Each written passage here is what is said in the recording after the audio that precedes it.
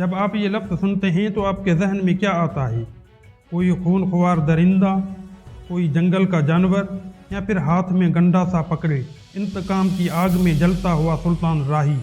لیکن دوستو، اگر میں آپ سے کہوں کہ اردو ادب کا سب سے بڑا وحشی کوئی پہلوان یا قاتل نہیں، بلکہ 60 سال کی ایک بوڑھی کمزور مگر چٹان جیسی مضبوط کسان عورت ہے، ایک ایسی عورت جس کے پاس گنڈا سا نہیں بلکہ صرف اپنی خودداری کا ہتھیار تھا، ایک ایسی عورت جس نے بھری بس میں صرف 6 پیسوں کے خاطر سماج کے نام نہاد شریفوں کے منہ پر ان کی خیرات دے ماری۔ آج کی کہانی کسی ایکشن ہیرو کی نہیں بلکہ اس ماں کی ہے جسے دنیا نے وحشی کہا، صرف اس لیے کہ اس نے اپنی عزت نفس کا سودا نہیں کیا۔ قلم کا سفر میں خوش آمدید۔ یہ وہ جگہ ہے جہاں ہم کتابوں کے بند اوراق کھولتے ہیں اور ان میں چھپی زندگی کی حقیقتوں کو ٹٹولتے ہیں۔ آج ہم جس شاہکار افسانے کا پوسٹ مارٹم کریں گے وہ لکھا ہے پاکستان کے مایہ ناز مصنف احمد ندیم قاسمی نے۔ افسانے کا نام ہے وحشی۔ لیکن ٹھہریے، اس سے پہلے کہ ہم آگے بڑھیں ایک بہت بڑی غلط فہمی دور کر لیں۔ یہ وہ وحشی نہیں جس پر فلم وحشی جٹ بنی تھی، وہ فلم قاسمی صاحب کے افسانے گنڈاسا پر مبنی تھی۔ آج کا افسانہ وحشی ایک الگ ہی دنیا کی کہانی ہے جو آپ کو اندر تک جھنجھوڑ دے گی۔ کہانی کا منظرنامہ ایک پرہجوم بس اسٹاپ کا ہے۔ شہر کی بھاگ دوڑ اور نفسا نفسی کے بیچ ایک دیہی بوڑھی عورت جسے افسانے میں بلیا کہا گیا ہے، ان لوگوں کو دھکے دیتی ہوئی، راستہ بناتی ہوئی بس نمبر 5 میں سوار ہونے کی کوشش کر رہی ہے۔ اس کی چال ڈھال میں ایک دیہی تیزی اور طاقت ہے۔ اسے دیکھ کر ہجوم میں سے کوئی آواز کستا ہے، عجیب وحشی عورت ہے۔ یہ پہلی بار ہے کہ اسے وحشی کا لیبل دیا گیا۔ بس میں بیٹھ کر وہ اپنے آس پاس کی گوری چٹی شہری خواتین سے بڑے معصومانہ سوال کرتی ہے۔ کبھی کسی کے بالوں میں لگے پھول کو چھو کر پوچھتی ہے اصلی ہے یا نکلی، کبھی کسی کی طبیعت پوچھتی ہے۔ شہری خواتین جو اپنی اپنی دنیا میں مگن ہیں اسے ناگواری سے دیکھتی ہیں۔ ان کے لیے یہ عورت ایک اجنبی مخلوق ہے، ایک شور ہے جو ان کی خاموشی خراب کر رہا ہے۔ اصل تنازع تب شروع ہوتا ہے جب کنڈکٹر کرایہ مانگتا ہے۔ بلیا کہتی ہے والٹن جانا ہے۔ کنڈکٹر کہتا ہے کرایہ 5.5 آنے ہوا۔ بلیا اپنی مٹھی کھولتی ہے، اس کے ہاتھ میں صرف 4 آنے ہیں۔ وہ بڑے یقین اور اعتماد سے کہتی ہے میرے بھتیجے گوسا نے مجھے یہ 4 آنے دیے ہیں اور میرا گوسا جھوٹ نہیں بول سکتا، اس نے کہا تھا کرایہ اتنا ہی ہے۔ کنڈکٹر جو سرکاری مشینری کا حصہ ہے وہ اس جذباتی دلیل کو ماننے کو تیار نہیں۔ وہ کہتا ہے بھائی 1.5 آنا اور نکال ورنہ نیچے اتر جا۔ بلیا کے لیے یہ 1.5 آنے پیسے کا مسئلہ نہیں بلکہ اعتبار کا مسئلہ ہے۔ اگر وہ مان لے کہ کرایہ زیادہ ہے تو اس کا مطلب ہے کہ اس کا بھتیجا جھوٹا ہے اور یہ اسے گوارا نہیں۔ مسافر تنگ آ جاتے ہیں۔ ایک پھول والی عورت طعنہ دیتی ہے اس کی تلاشی لو، اس نے پیسے چھپائے ہوں گے، یہ کنجوس ہے۔ یہ بات بلیا کی دل پر لگ جاتی ہے۔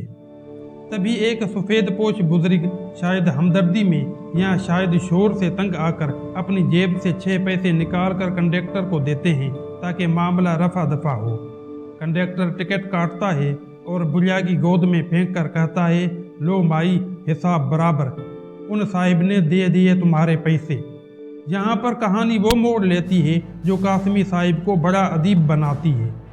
بجائے شکریہ ادا کرنے کے وہ بوڑھی عورت شیرنی بن جاتی ہے۔ اسے یہ 6 پیسے کی مدد نہیں بلکہ بھیک لگتی ہے۔ وہ چیخ اٹھتی ہے میں نے 60 سال محنت کی ہے، میں نے ہل چلایا ہے، بھینسیں پالی ہیں، میں کسان کی بیٹی ہوں، کسان کی ماں ہوں، میں کتے کی طرح پھینکی ہوئی ہڈی نہیں اٹھاتی۔ اسے لگتا ہے کہ اس سفید پوش آدمی نے پیسے دے کر اس کی غربت خریدی نہیں بلکہ اس کی غیرت نیلام کی ہے۔ وہ ٹکٹ کنڈکٹر کے منہ پر دے مارتی ہے، بس کو زبردستی رکواتی ہے اور وہاں سے اتر جاتی ہے۔ کہانی کا اختتام اس منظر پر ہوتا ہے کہ وہ بوڑھی عورت تپتی دھوپ میں والٹن کی طرف پیدل چل پڑتی ہے، اپنی خودداری کو سینے سے لگائے، اور پیچھے بس میں بیٹھے مہذب لوگ کہتے ہیں عجیب وحشی عورت تھی۔ इस लाजवाल किरदार को तख्लीक करने वाले अहमद नदीम कासमी 20 नवंबर 1916 को पैदा हुए। कासमी साहब की रग रग में पंजाब की मिट्टी की खुशबू थी, जहां तरक्की पसंद तहरीक के दूसरे बड़े लिखारी जैसे फैज़ अहमद फैज़ी या सज्जाद ज़हीर अक्सर शहरों के ड्राइंग रूम्स में बैठकर मजदूर की बात करते थे, वहां कासमी साहब वाहिद आवाज़ थे जो देहात के कच्चे घरों से उठती थी। उन्होंने गुर्बत को किताबों में नहीं पढ़ा, उन्होंने उसे अपने गाँव की गलियों में देखा था। लेकिन उनका असल कमाल उनका इंसान दोस्ती था। उन्होंने गरीब को सिर्फ बेचारा या मजलूम बनाकर नहीं पेश किया, बल्कि उसे एक बावकार इंसान के तौर पर पेश किया। ये अफसाना उनके मजमूए बर्ग हिना में शामिल है और ये साबित करता है कि कासमी साहिब औरत की नफ्सियात और उसकी ताकत को कितना गहरा समझते थे। आइए अब इस अफसाने के तहों को खोलते हैं। अहमद नदीम कासमी ने इस कहानी का नाम वहशी रखकर दरअसल हमसे एक सवाल पूछा है। लोग उस बुढ़िया को वहशी कहते हैं क्योंकि वो शोर मचा रही है, धक्के दे रही है। लेकिन ज़रा सोचिए, क्या वो कंडक्टर वहशी नहीं जो सिर्फ डेढ़ आने के लिए एक बुजुर्ग औरत की तजलील कर रहा है? क्या वो सफ़ेद पोश आदमी वहशी नहीं जो मसले को समझने के बजाय पैसे फेंक कर अपना ज़मीर और कान बंद करना चाहता है? क्या वो गोरी चिट्टी औरतें वहशी नहीं जिन्हें उस बुढ़िया की वजूद से घन आ रही है? कासमी साहब बताना चाहते हैं कि शहर की चमकीली बसों और साफ कपड़ों के पीछे एक ऐसा जंगल है जहां इंसानियत का कोई कानून नहीं, सिर्फ पैसे का कानून चलता है। असल वहशी वो निज़ाम है जो इंसान को डेढ़ आने के खातर रुस्वा करता है। कुछ लोग कह सकते हैं कि बुढ़िया ज़िद्दी थी, उसे चुपचाप मदद कबूल कर लेनी चाहिए थी। लेकिन यहाँ फ़र्क है अन्ना और खुददारी में। अन्ना कहती है मैं सबसे बेहतर हूँ, खुददारी कहती है मैं किसी से कम नहीं हूँ। उस बूढ़ी औरत के लिए वो 6 पैसे कबूल करना अपनी 60 साला मुशक्क़त की नफ़ी करना था। उसने पूरी ज़िंदगी किसी के आगे हाथ नहीं फैलाया। अगर वो आज वो पैसे ले लेती तो अपने नज़रों में गिर जाती। उसने पैदल चलना कबूल किया मगर तरस की निगाह कबूल नहीं की।